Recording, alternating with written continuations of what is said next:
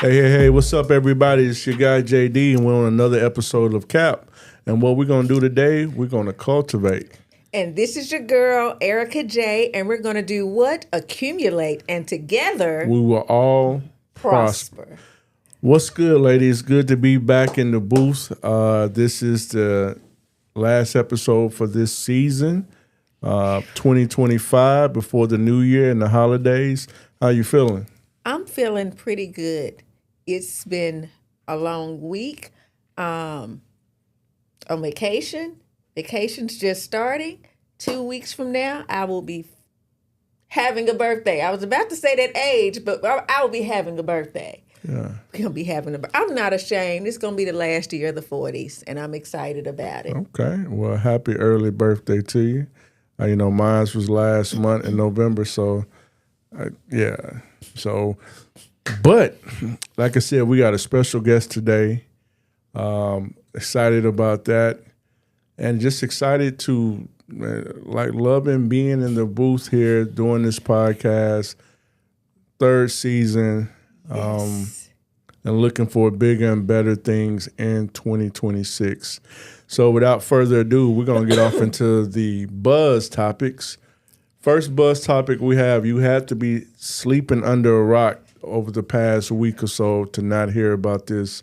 Former University of Michigan head coach Charlamagne Moore was fired on December the 10th for an inappropriate relationship with a staffer. And then when it was exposed, he went to her home and threatened her and threatened his life. What's your take on that, Erica? Woo-wee. Let me say it like this. Man, this is a lot. It's like you hear so often of you're cheating on your wife, you're doing all these shady things, and then it's like life catches up with you. And when you're like in the forefront, it's all brought to the forefront. We keep hearing it. We've heard it before with different celebrities where you letting yourself get caught up, and he had such a good thing going for him, a head football coach, doing great things, but he got caught up. And in the midst of getting caught up, it's like threatening someone else's life, threatening suicide. But we have to understand the things that we do, they're going to have consequences. And you're going to have to suffer the consequences when you do stuff like this. You keep hearing it over and over and over. And my question is, when are they going to learn? Well, Because it's going to always come out. I've said it like this before we move on. He fumbled a bag that he should have learned from another fellow podcaster that I look at, Shannon Sharp. He fumbled a bag in a lot of ways. Not only the money that he fumbled for being head football coach in Michigan, but having that position as a black man at a major university, Division I football, Michigan Wolverines, and also the person he was having the affair with, he raised her salary from 50-some thousand to almost to 90-some thousand. I don't know how he even figured that wasn't going to be noticeable.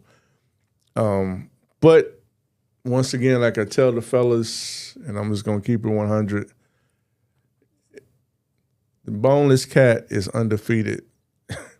Oh, wow. Through society.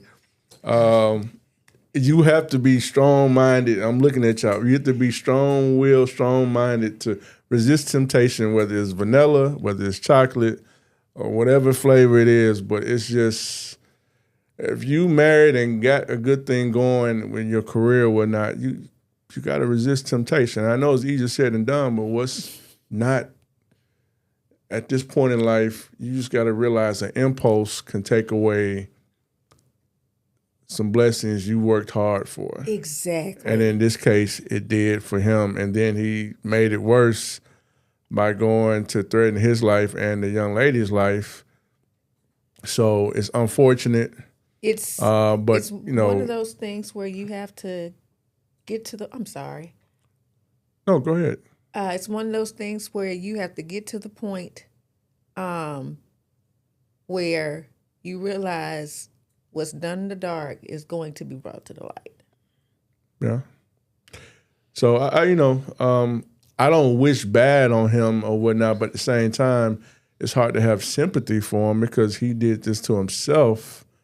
But hopefully he can get himself some help and can recover and maybe, I don't know, salvage some of his coaching career somewhere down the road. But yeah, so. One more thing that I did notice too, that so far it looks like his wife is hanging in with him. Well, that can be for various reasons, so I'm not going to about that one. But anyhow, moving on, the next buzz topic. Charlamagne the God signed a $200 million agreement with iHeartMedia for his Black Effect podcast network. This is major, is inspiring, and motivating to me because the vision I have for this podcast. But yeah, Charlamagne, he that's a big thing because it's the only other big deal like this was Joe Rogan signing a $250 million agreement with Spotify. Mm-hmm. So this is real big. The Breakfast Club is going to be now featured on Netflix along with some of the other podcasts that are a part of his Black Effect podcast network.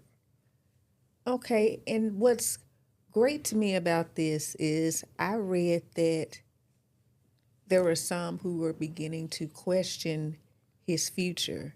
And then to come out with this, he has a very promising future. And just as you said, it's very inspiring for people like us who are doing podcasts. And I'm going to be real with you, JD. I thought about you when I read about this because, I know what this podcast is that you're building. I'm honored to be a part of it. But to know that, to see that hard work really does pay off. So let that be inspiration for you as well. Hard work does pay off. Most definitely. I appreciate that. I appreciate you being a part of the team along for the journey. Our producer Cassius for doing all this, the work behind the scenes. And for all of you listeners and followers and viewers of the podcast and subscribers, definitely appreciate you all. And just keep on this journey with us going into 2026.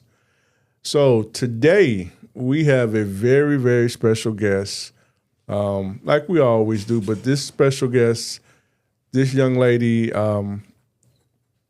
is a caterer. She has her name, Katina Johnson. She's a specialty chef and caterer. Her journey is rooted in family, passion, and purpose.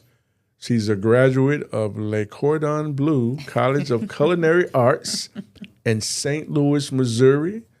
That's fancy, y'all. I'm just going to tell y'all that. You know what I'm saying? Her culinary philosophy is specialize in what you're cooking at the moment. And I like that.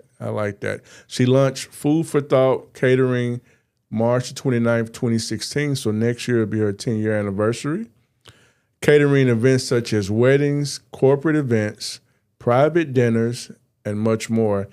And she offers cooking classes and meal preps. I'm going to holler at her after this about the meal preps and a few cooking classes. I dabble in the kitchen myself, but I like to add more skills to my repertoire. So, but introducing her to many and to some, this is Katina Johnson, our guest today on the podcast. Hey, y'all.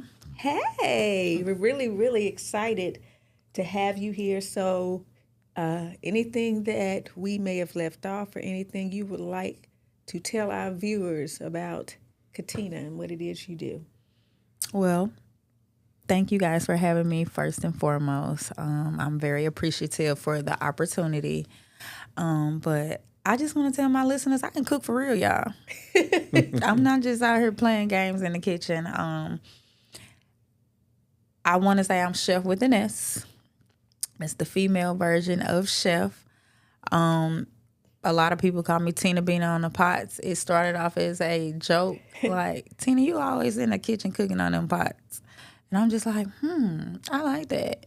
So Tina Bean on the pots, I would say that's my brand. And Food for Thought Specialized Catering and Events is my business. Okay. Okay.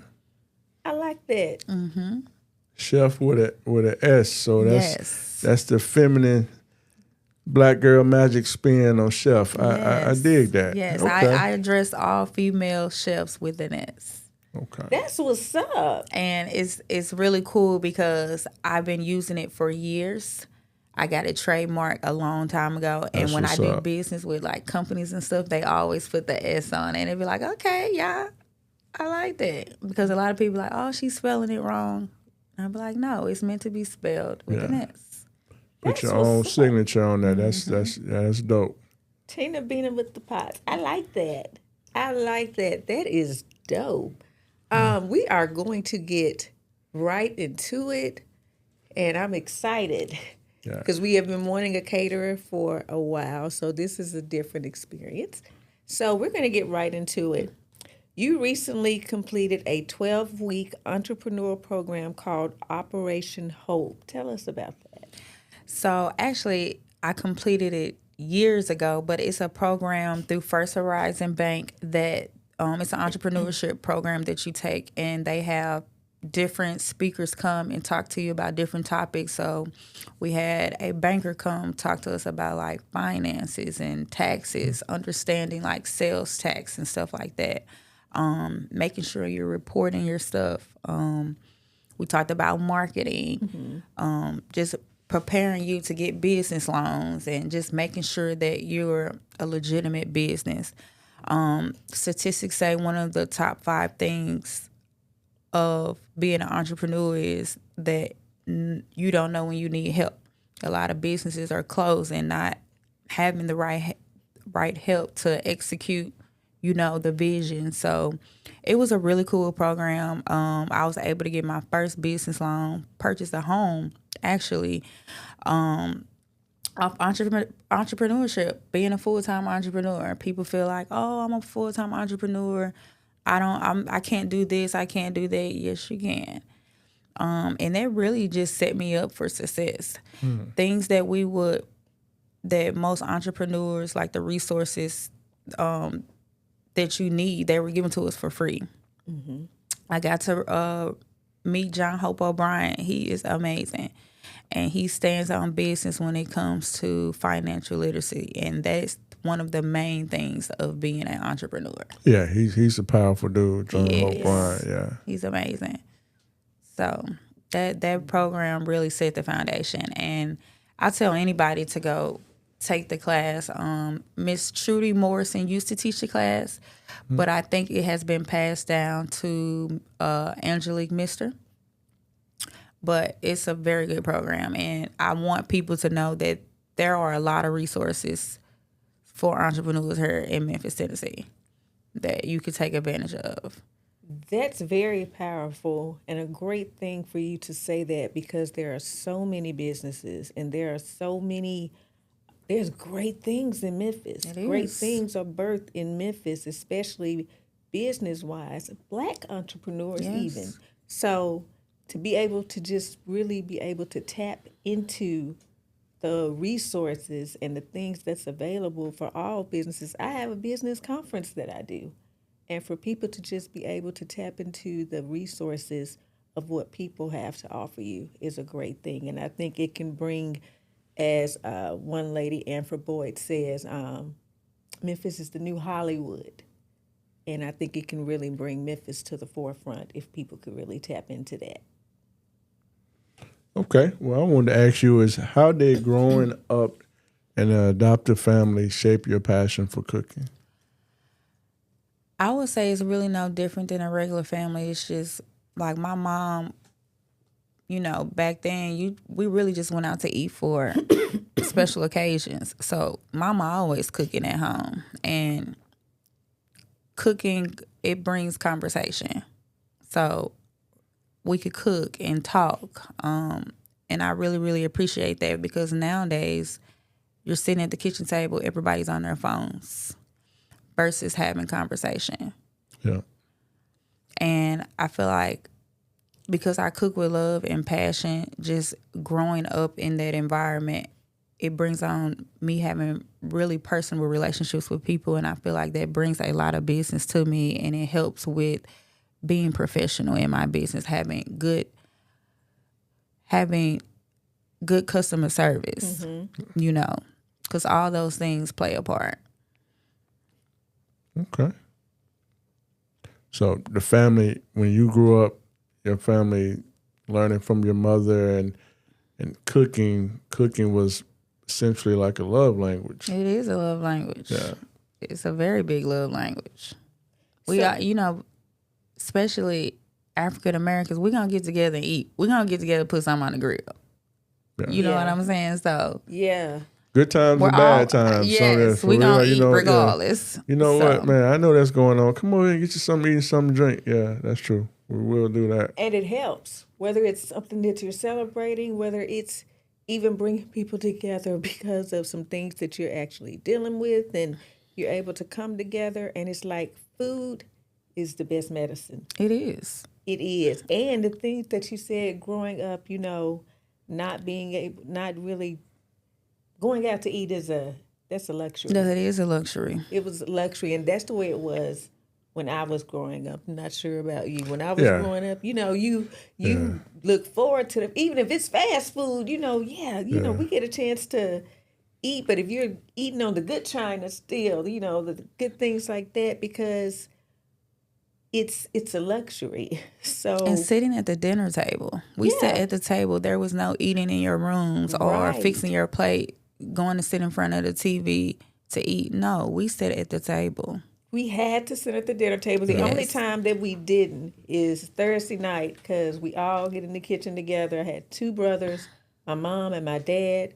We cook together, have some hamburgers and french fries ready, and then sit in front of the TV all together, looking together to look at Cosby Show and A Different World. And so that's the way we grew up. So, yeah, going out to eat was a luxury, and being able to be in the kitchen with mom and learning the ins and outs of that. But yeah, those meals nowadays, a lot of children leave my day job when I'm not doing this and other entrepreneurial things. Them kids, all they know is DoorDash and Uber Eats and fast food. So it's a different time now. I've done Definitely the a different deliveries. time. Yeah. Yeah. I've done deliveries and to the schools and stuff, and kids are getting their DoorDash and their It's crazy. Uber Eats deliveries, or you coming to the house and it's the child that's coming to the door. It's for them. You know, they're ordering it. They're not learning how to cook something. They'll just buy it. It's the times we live in, but I loved growing up the way that we did and being able to actually sit at a table together and learn these things. So that's remarkable. That's remarkable. Your philosophy is specialize in what you're cooking at the moment. That's powerful. It's more than just cooking too, but it makes you think too about specializing in what it is that you have going right there. Learn that good and then get on to the next thing, but take up the moment. But tell us a little about that. So I could be a little bit all over the place sometimes, and I have to focus on one thing at a time. And, you know, people always asking me like, hey, what's your specialty? Every chef has a specialty, and I just don't feel that way. Like, I know that I make good food, and whatever dish that I give you is going to be good. So Said that with your chest. I Yeah, you got, hey. You know what I'm saying? That's how you got to do this. What it's got to be now. I feel you you. know, I'm my biggest fan. Got to be. You know, when I feel good, I cook good. You know what I'm saying? Like, so that's what I mean in just being in the moment with my food. And I look at that because I saw that and I said, that's universal. Because, you taking pride in what you're doing. I take in that moment. Very good pride. And, I have this thing that I cook to trap music. I love it. I like old school rap. Like, I love to blast my music while I'm cooking. It just puts me in the mood. Who's somebody you listen to when you cooking certain things? I like Jeezy, Gunna, T.I. Okay. I like Outkast, Naughty by Nature. I do a variety. Okay, you said a couple that I listen to when I'm writing, working out or whatnot. Of course, Jeezy, T.I., then Outkast is my generation when I was growing up. So, okay. So, like, if you cooking some pasta, you may be subject to bump some Migos. Okay.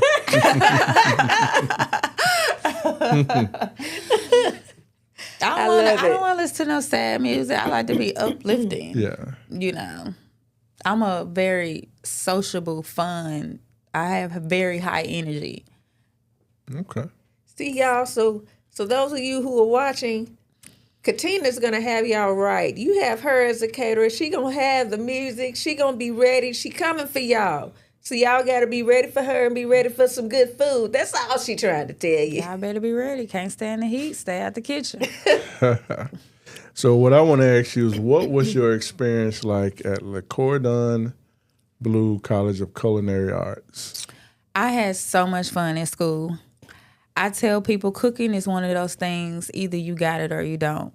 And when I went to school, it was like, wow, I could really cook. Like, I knew that I could cook, but just going to school and learning like techniques and how to do different things was amazing.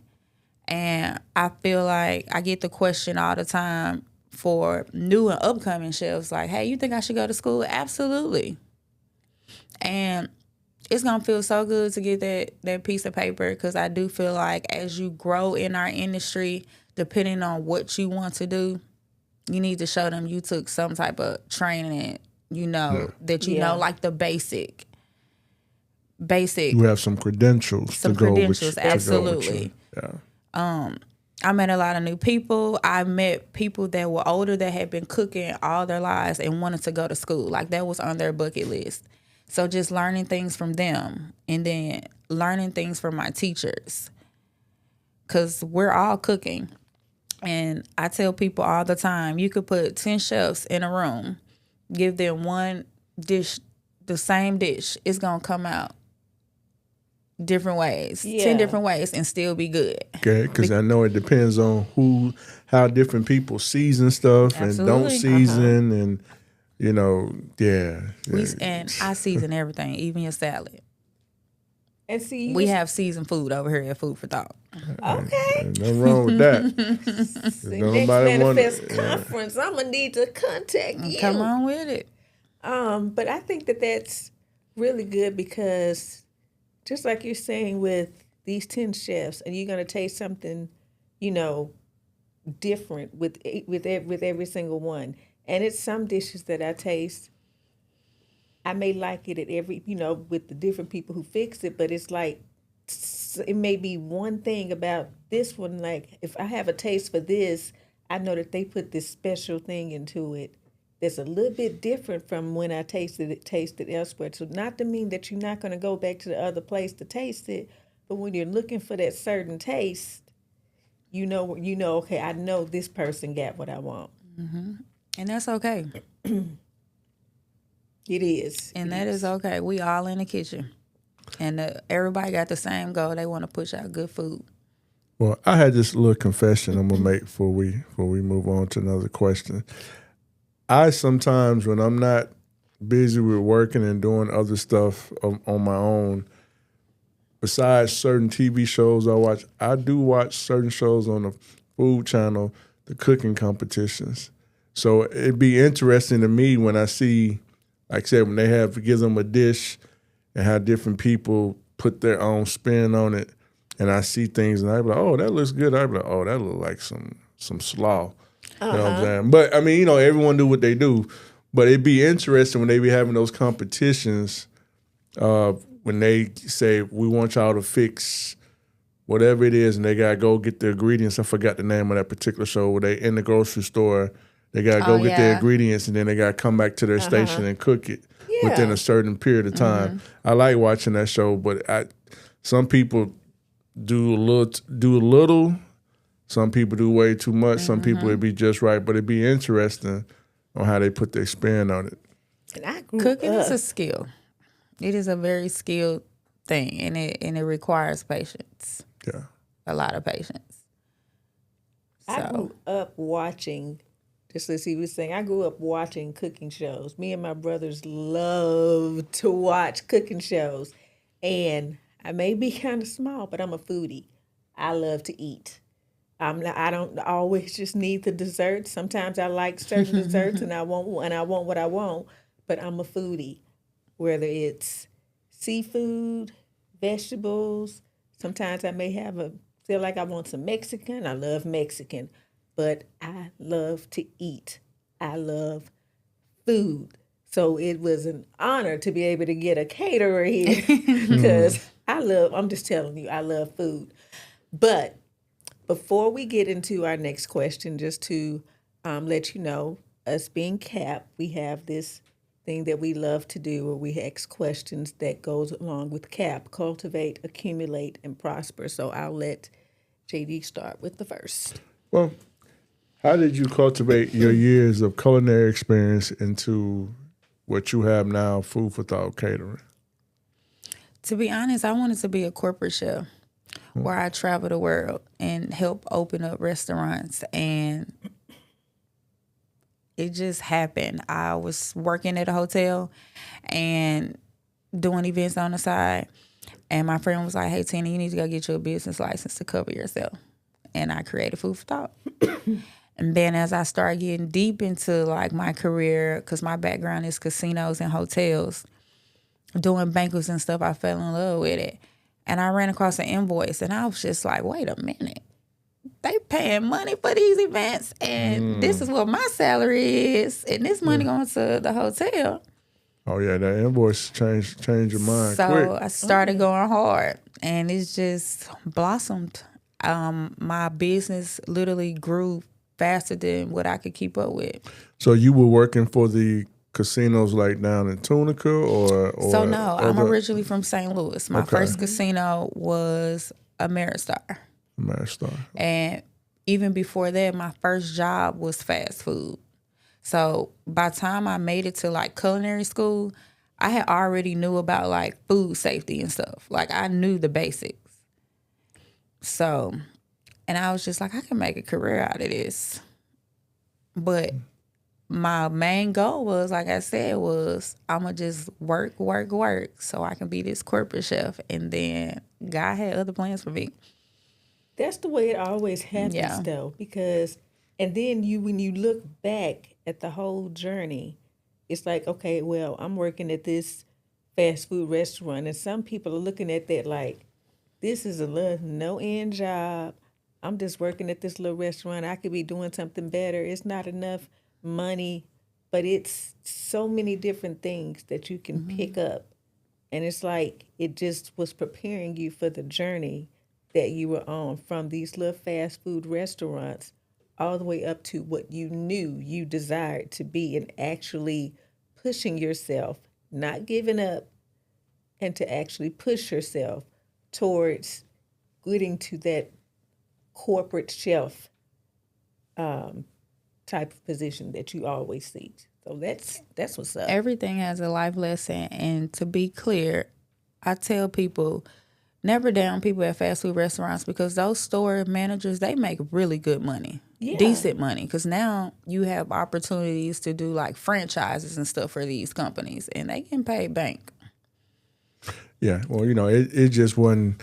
It wasn't, I guess, my ministry back in the day when I worked at Taco Bell for a little bit after graduating before transferring to Tennessee State, and you know, I learned a lot.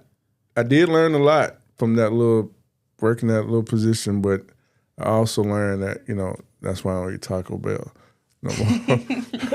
So, but so you know, it works for different people, and whatever lane that the Most High is gonna push you in.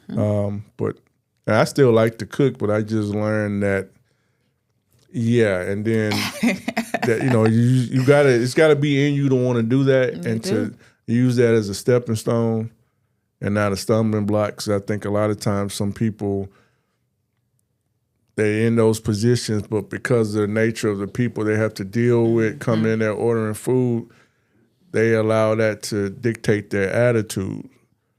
And yeah, I don't do fast food like that anymore. But when I did, sometimes, people, the machine broke. We out of fries. Like, oh, okay, ma'am. You have to do McDonald's that. ice machine down. Right. Always down. Yeah, so Always. So with our next question, what have you accumulated over the years while in this business? Patience and professionalism, because P&P. with professionalism, it's like people forget that we're still human as business owners. Yeah. And you just can't talk to us any type of way. And sometimes, you have to hold back so that you're not being, disrespectful and stuff like that. And it takes a lot of patience. It's kind of like, how people have their corporate voice. Mm-hmm. And then as soon as they hang up the phone, it's that type of situation. Patience. I do a lot of bigger events, and people are booking events a year in advance, and it's like I said, I can only focus on one thing at a time. So it's frustrating sometimes when you have a client when their event is not until 6 months away versus your client that you have an event tomorrow, but your client is 6 months away. They want to call you all day. They want to call you and talk about their event. And it's just be like, okay, we could talk, just give me some time, because they call you all day, emailing you all day. And it just takes patience. People sometimes are just excited,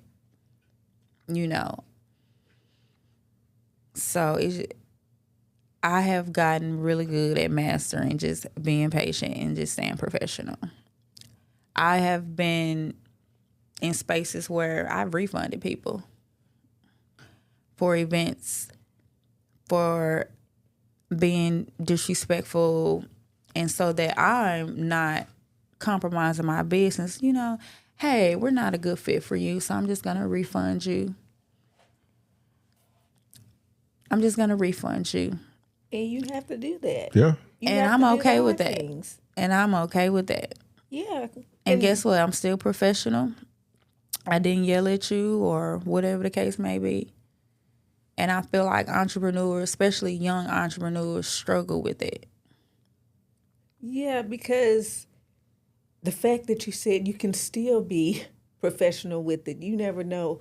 And I know how people can be, even when you go into restaurants and it's the large parties and they're like, okay, I didn't get this. Like, you don't have 20-some people that you're trying to get something for. You're trying to keep it together and keep from going, getting ghetto on you.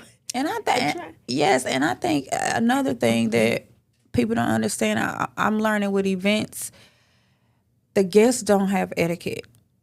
Like, people just don't have etiquette when they go certain places. Exactly. And it just makes your job harder and frustrating. Mm-hmm. It does. I can see what you're saying with that. You come into a nice event for some delicious gourmet food, and, some people like, where the chicken tenders at? What? I mean, you have people who do that. That's just a small example of many other examples, but that's the one that came to mind because, I've been places where it's like you can get that almost anywhere, but you at this event. So I just, I didn't say nothing. I was looking at the person like, man, for real? I mean, we see it all the time with weddings. Like, oh, why that's on the menu? First of all, weddings are free. You're coming as a guest. Yeah. This is what the bride and groom wanted. No, you can't get no to-go plate at no wedding. Like, where you do that at? Oh, my God. Wow. Where you do that at? Wow. You ain't got no to-go plates? No, what ma'am. Kind of bits? No, ma'am, we don't. This is a wedding. No, you can't take no food home. That's wild. It's real out here in these streets, for real. I never, and I know it happens. I know it does, but to even just hear you say it, like, and then to keep your composure, because I know JD don't have no poker face, and at times in some things I don't either. And in that, you have to be able to still keep that professionalism. And when you're doing weddings, you're serving people, so you have to think on your feet. Yeah. And that's a whole nother gift in itself. Got to have decorum. You do? People like decorum nowadays. So, you know. And that you have people who are working for you or with you or helping to serve and everything. So I'm sure that can be challenging as well. And even having to deal with the people and a lot of people coming to you at one time, especially when it's getting closer to the event. It could be a lot. It could be a lot. I just take a deep breath. I can understand it. I can Just take a good understand. breath. Woosah. And for that last question, in what way has your culinary business helped you to prosper? It just gives me joy in general. Like, I know people get up and go to work to jobs that they don't like, and I love catering. Like, it just makes me happy. That's my way of giving back to the community. Food. Food You for know. thought. And the name came because I put thought into my food. And my business color is lime green because when you think of food, you think of green, fresh produce, Yeah. money, so I know that if I don't have anything else, I have my food, I have my business, and people love food, and I think it's really cool that my kids can see me cooking. So when because I have 2 boys, so when they go out into the world, they're going to appreciate food and somebody cooking for them so much more than the average person. Do you think that they may even dabble a little in wanting to cook as well? I don't Being know, in the like, kitchen, like you were in the kitchen with your mom. they just want to be taste testers. They don't want to cook. They just want to eat. They always hungry and want a snack. Like, That's boys. but I don't push that on my kids. I want my kids to find their own way. If they want to help, come on. If you want to learn, come on. But I'm definitely not one of those parents, oh, you got to take over the family business. Nah. I want them to have their own voice. Yeah. That's the way it's supposed to be. Not trying to push your kids into doing what you do. But learning from what you do. Not saying you have to do this, but being able to see you doing what you absolutely love and knowing that they can do the same. Absolutely. And not that they have to do what you're doing, but find what their voice is for them and enjoy it just as much as you enjoy doing what you do. Because then they'll start to resent you. They'll start to resent it. And I don't want them to be that way about food. Exactly.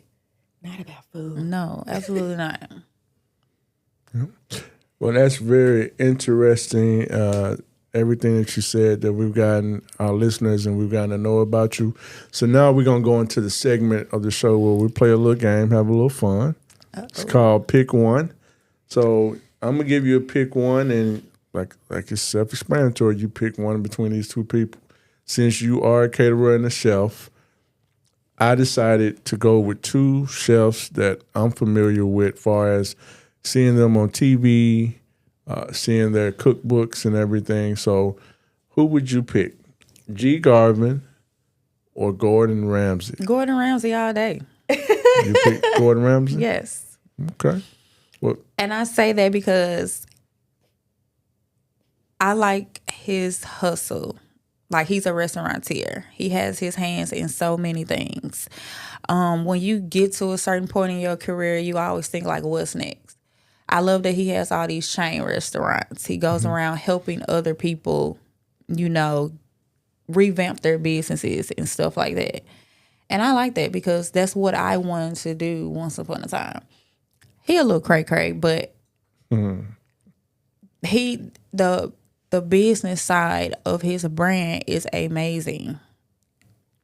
Have you eaten at one of his restaurants? Absolutely. I went to Hell's Kitchen in Wow. Vegas. Next time I go to Vegas, I'm going by that. I didn't the first time I went, but I do. I just want to just try it, Yes. so I can say, because I've seen the shows.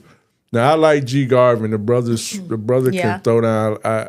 So I kind of lean more towards G. Garvin as far as just some of the dishes that he cooks. But I can see what you're saying as far as the business side with Gordon Ramsay, because he has quite a few not only restaurants, but he does, besides his shows, he does a lot. But yeah, he has that persona, Yeah. Hell's Kitchen and everything Yeah. else or whatnot. But the crazy thing is that a couple things I want to say. It's levels to cooking. Gordon Ramsay does a different style of cooking. I have friends that do like fine dining cooking that I don't do, and that's okay. And when you think about who's your favorite chef, why are they your favorite chef? Because every chef does not cook the same cuisine style. Right. I do more of comfort food. You know what I'm saying? If I do an event, you're not getting small bites. It's more family style cooking. Versus if you do go to one of Gordon Ramsay, it's going to be small bites. And you're going to pay an arm and a leg for it. But that's the culture of that restaurant. Yeah. I So like that. I like that, and the fact that you're family oriented and in recognizing the things that you cook versus what somebody else does, and that's okay. it's I okay. love it. I love it. So with this other pick one that I have for you. Okay, so I wanted to go along a little bit different, because sometimes you gotta regroup, you gotta have some downtime, and so I wanted to go with Christmas movies because it's Christmas time. So pick one. This Christmas or another popular Christmas movie that can make you laugh. Almost Christmas. This Christmas. Because you're talking about the one with Chris Brown. Chris Brown. I like yes. that because it's real. Family drama around the holidays. They painted a story of They different did. things that's going on within the family. And I like more realistic movies like that because that's true. It's one of my favorite Christmas movies. It's iconic to see that scene with Regina King when she gets her husband with that baby oil.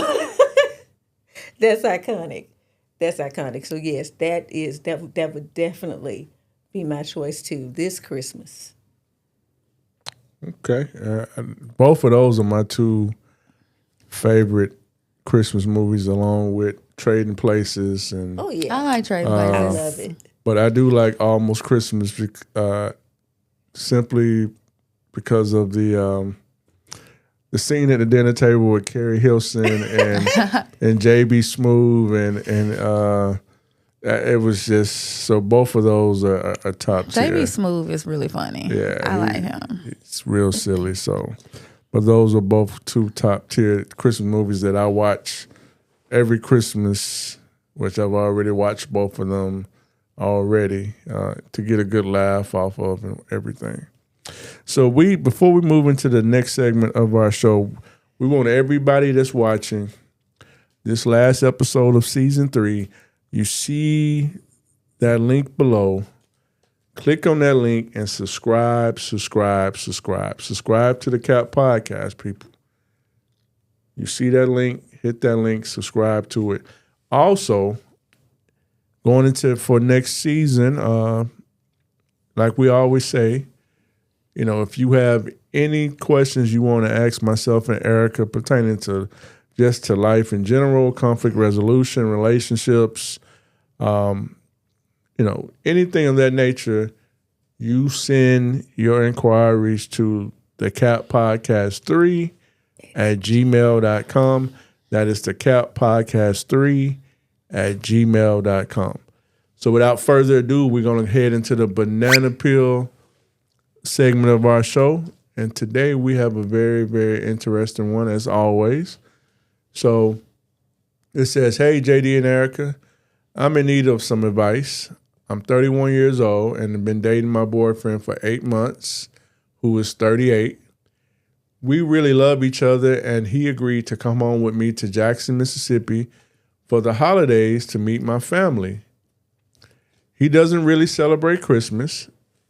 He's vegan and doesn't drink alcohol. My family is just the opposite of that, especially my brothers. I'm hoping they all will be chill and accepting of him because he has sparked my heart for love again, but I know how my family can be at times. Am I worrying too much or just let things play out?" And this is Tamar from Cleveland, Ohio. Erica's going to give her take. I will give my take, and then we will let our guest, Chef Johnson, give her take. Okay, we're going to peel back this banana. Okay, Tamar, I'm going to say it like this. I would say you're not worrying too much per se. But then again, maybe you are a little bit, because here's the thing. Worry about your relationship. Yes, we want our family to love who we're dating, and sometimes we think about, is this going to work out? Is it not? But whether or not they do or not, know that you're insecure. You're secure in your relationship with this person. It has to be good for you. And if this is the relationship that you are ready to be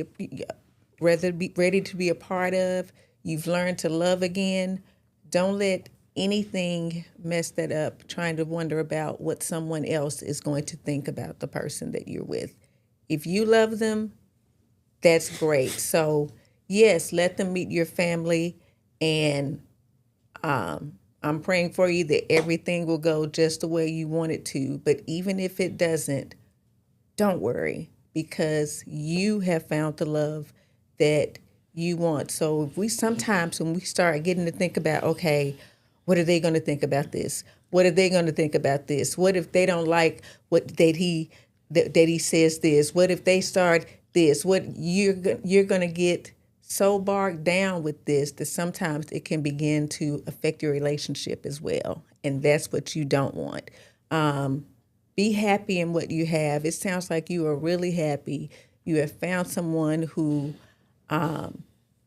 really you love spending time with, you love being with, and don't let anything mess that up. If your family likes them, that's icing on the cake.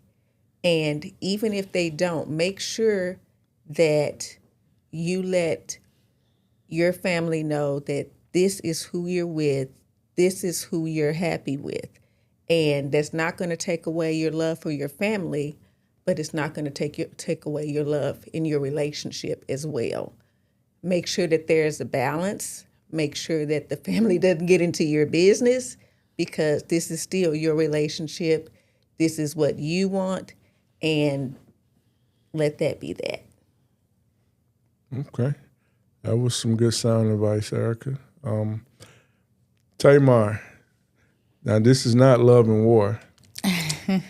Sorry, I did that right. That's the song by Tamar Braxton. But no, seriously, Tamar, it's your life. You know, you are a full-grown woman, and if this is the man that makes you happy, and he has things that he doesn't do, which I'm sure there's things that you don't do, that's fine. That's two different individuals coming together to form a bond. And, you know, so what if he doesn't don't really celebrate Christmas, but he's deciding to come home with you to meet your family during the Christmas holidays?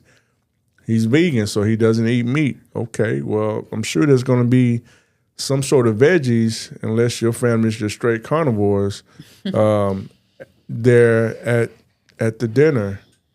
And he doesn't drink alcohol. Well, everybody don't drink alcohol. So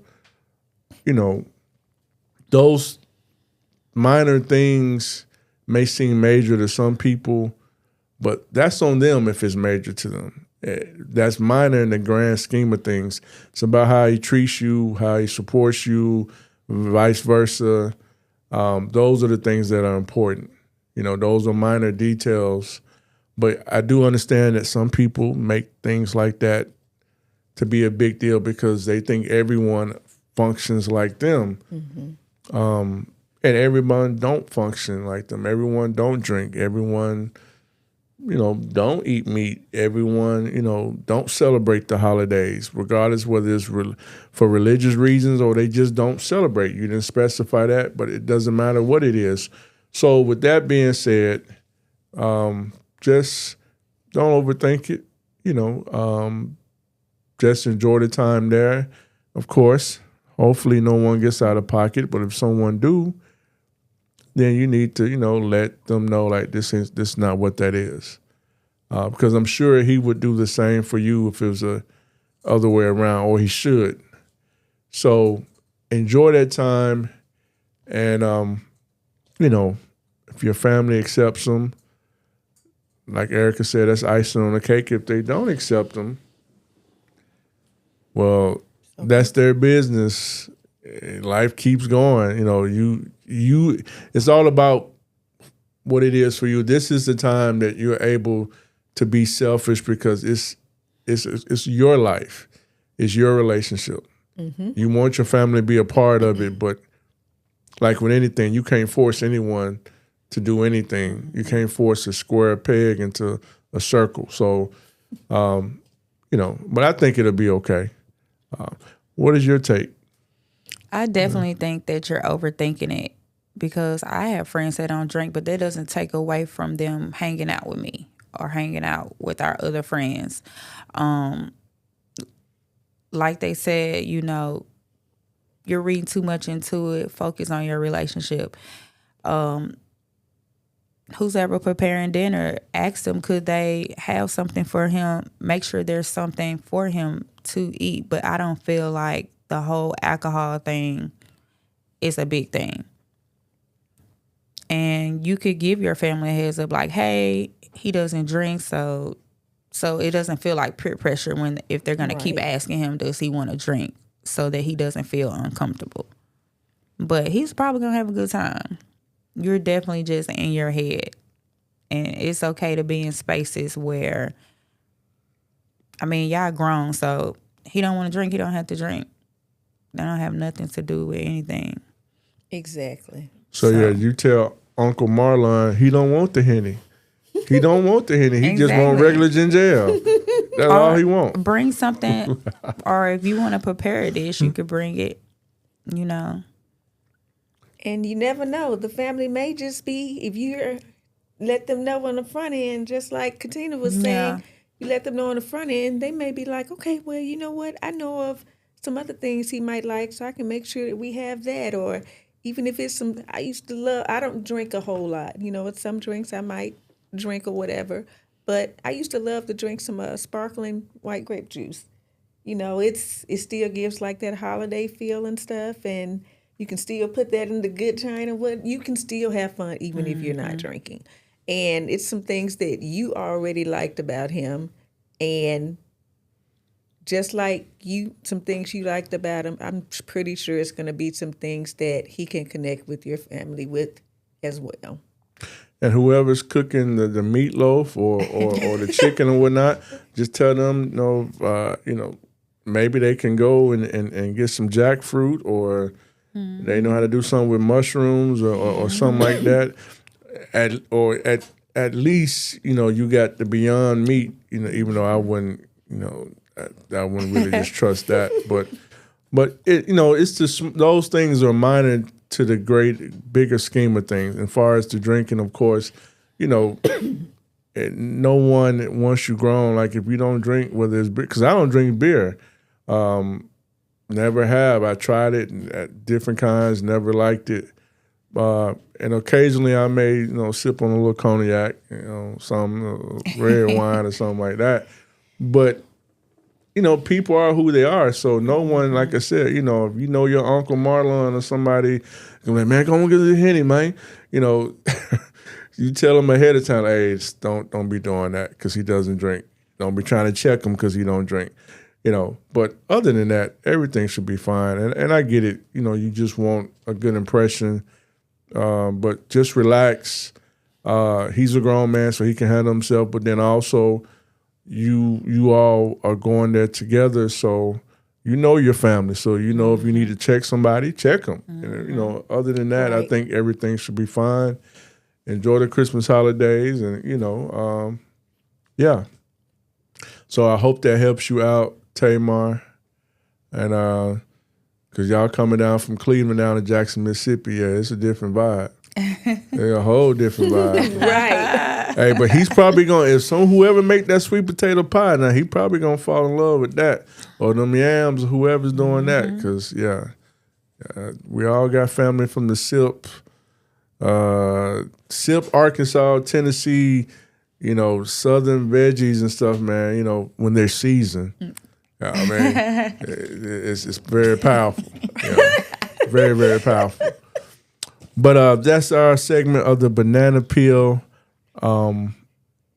We want to now give our esteemed guests the opportunity to tell all our listeners and viewers how you can get in contact with her, all your social media handles, emails, contact number for anyone who wants to do business with you. This is your moment, Chef Katina. You can have at it.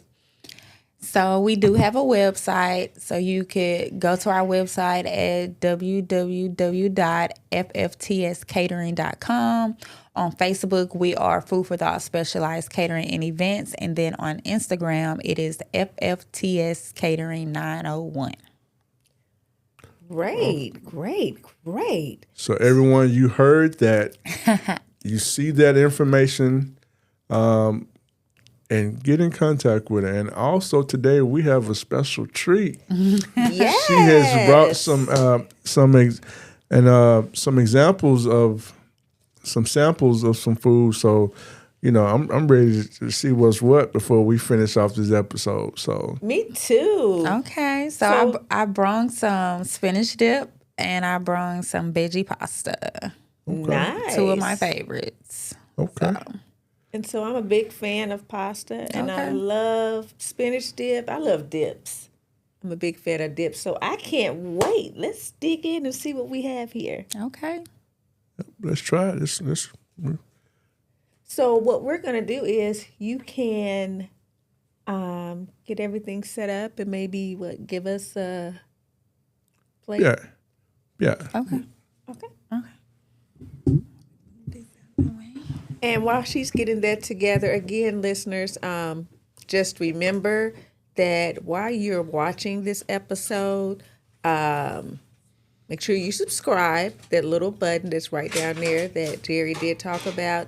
And we would love for you to, as you watch, be engaging. Put something in the comments about what you think of the episode, what you're enjoying about this podcast, wanting to try her services, anything, but put it all into the comments. We would be very glad to hear from you. Yeah. So while she's fixing that, we're going to go ahead and go with our segments. So the detour moment. The detour moment. Before I begin with the detour moment with Erica J., if you are looking for speaking engagements or you're looking for a life coach, you can book me at www.ericadjackson.com. And you can also email me at Ephesians6pro@gmail.com. I am on Facebook. I am on Instagram as ejizzle34. It's E6 Coaching and Consulting, and it's Ephesians 6 Productions.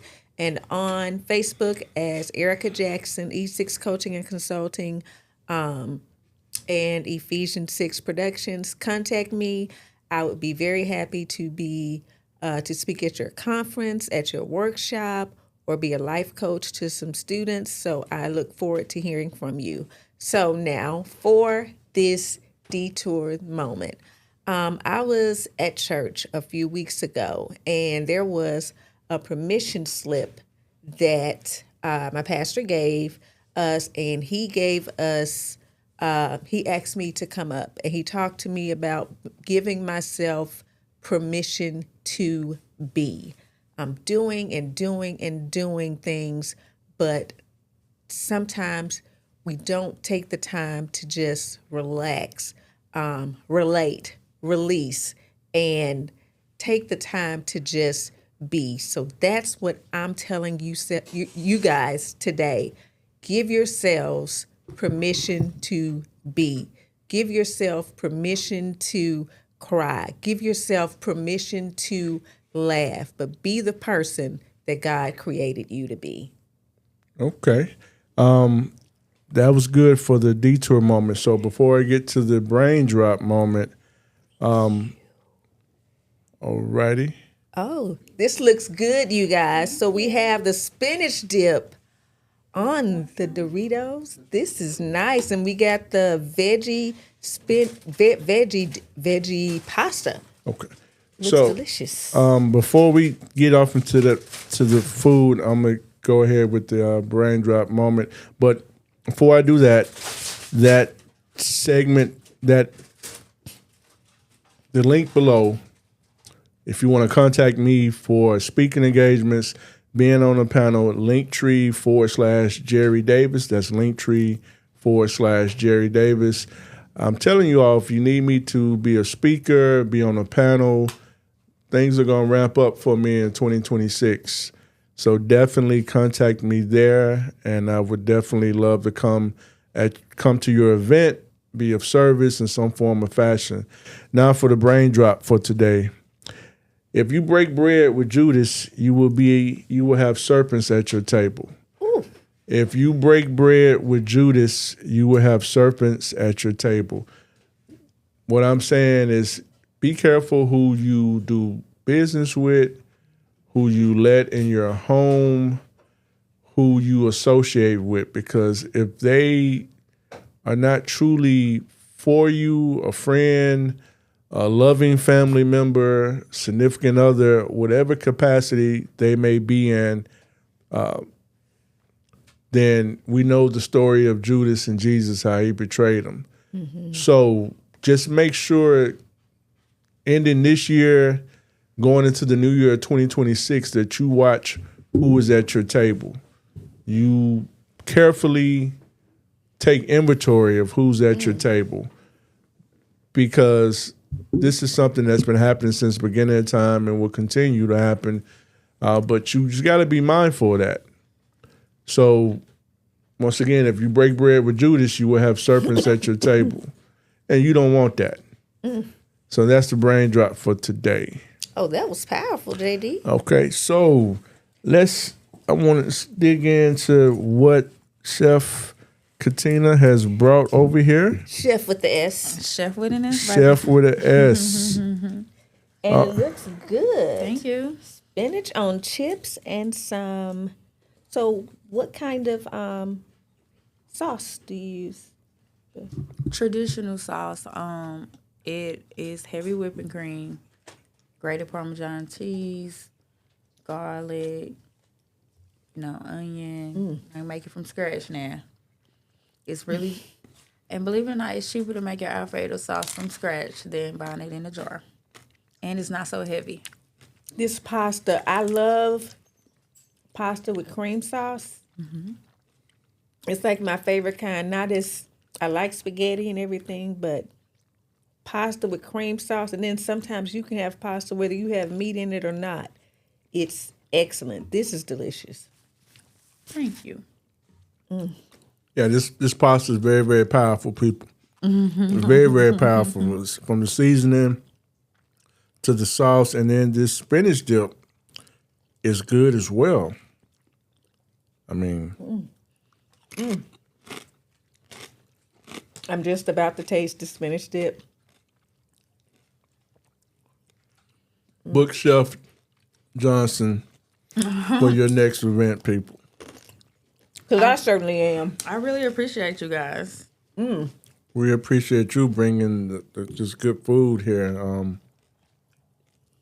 It's definitely, even if you do eat meat in your pasta, just being without the meat is good. So I can only imagine what it's like with some little chicken or some turkey thrown up in this joint. But it's good without it, and it's creamy. You got the broccoli, which is one of my favorite vegetables, and then once again the spinach dip is good. And my company, we also are vegan and vegetarian, pescatarian friendly. Okay. You just tell us your dietary restrictions, and we can make it happen. Okay. I would like to say, as I said, this is delicious. Kudos to the chef. As I said before, I do have this business conference that I do. And a lot of times I get just some regular stuff buy from the store. Mm-hmm. I think at the Manifest conference, I'm going to need a caterer. Okay, I got you. And I've said I wanted to have, at some point, even though I still want to go out of town next year, I would love to have like a little catering gathering and stuff for my 50th birthday. We can make it happen. Yeah. We can make it happen. Yeah, because I like the fact that you're very versatile. You got this stuff good, this cream sauce. Girl, yeah, we going to talk. And the meal preps too. Most definitely. So, folks, we don't want to keep smacking in your ear. So, thank you for coming on today to the show. This is the season finale of season 3 of C.A.P. But trust and believe, with all the praises due to the Most High, and Lord willing, we'll be back next year in February for season 4. Have a Merry Christmas, a Happy New Year. 2026. So, yeah, Merry Christmas, Happy New Year. And like, I'm going to leave you with what I say to you after every episode. If you're going to be anything in life, be for real. This is JD. And this is Erica J. See you. Happy Peace. New Year. Peace.